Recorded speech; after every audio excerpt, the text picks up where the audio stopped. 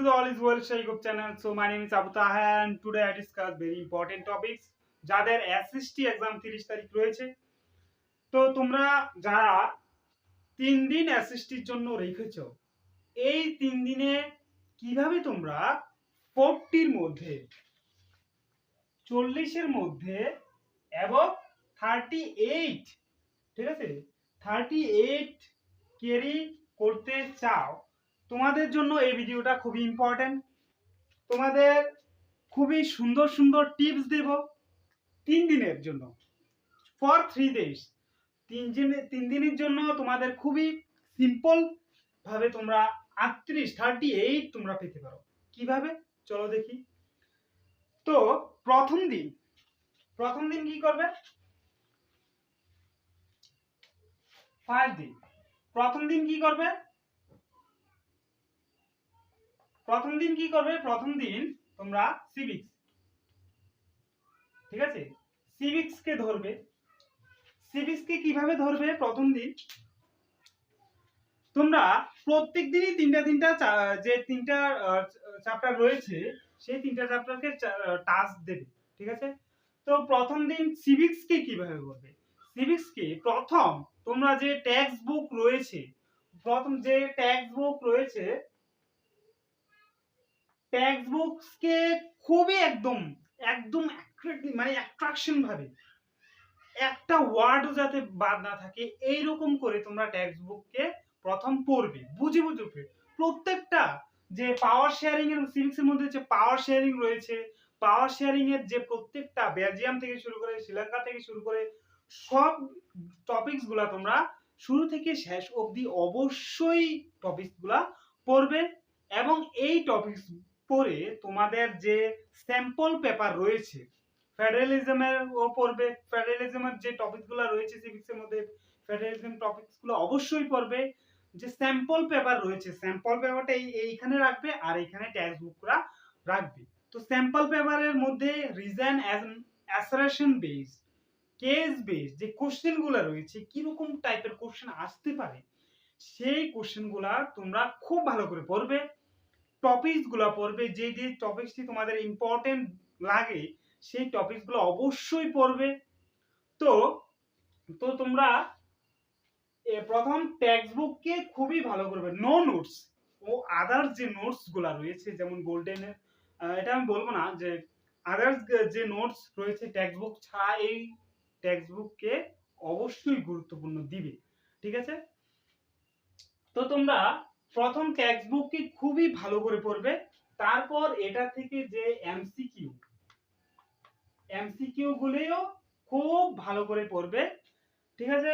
তো টেক্সট বুককে 2 ঘন্টা পড়বে আর এমসিকিউ কে 1.5 ঘন্টা, ঠিক আছে, প্রতিদিন, ঠিক আছে, এই যে 3 দিন।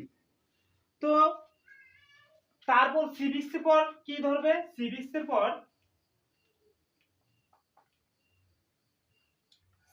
পর এই দিনই সিভিক্সের পর কি ধরবে? সিভিক্সের পর ধরবে হিস্ট্রি। যেহেতু হিস্ট্রি একটা চ্যাপ্টার, ঠিক আছে, ইউরোপের যে একটা ন্যাশনালিজম অফ ইউরোপের যে একটা চ্যাপ্টার রয়েছে, এই চ্যাপ্টারটা টেক্সট বুককে খুব ভালো করে পড়বে, দেন এমসিকিউ কে খুব ভালো করে পড়বে।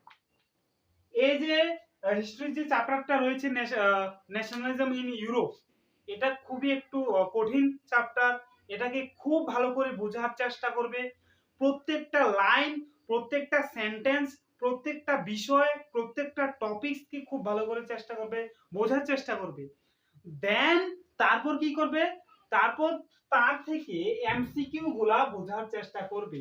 এটাকে 3 ঘন্টা টাইম দেবে, 3 ঘন্টা, ঠিক আছে, এটাকে 3 ঘন্টা টাইম দেবে। তারপর এটা থেকে যে এমসিকিউ গুলা, হ্যাঁ, এমসিকিউ গুলা স্যাম্পল পেপার অনুযায়ী যে এমসিকিউ গুলা, সেই এমসিকিউ গুলা পড়বে এবং বোঝার চেষ্টা করবে।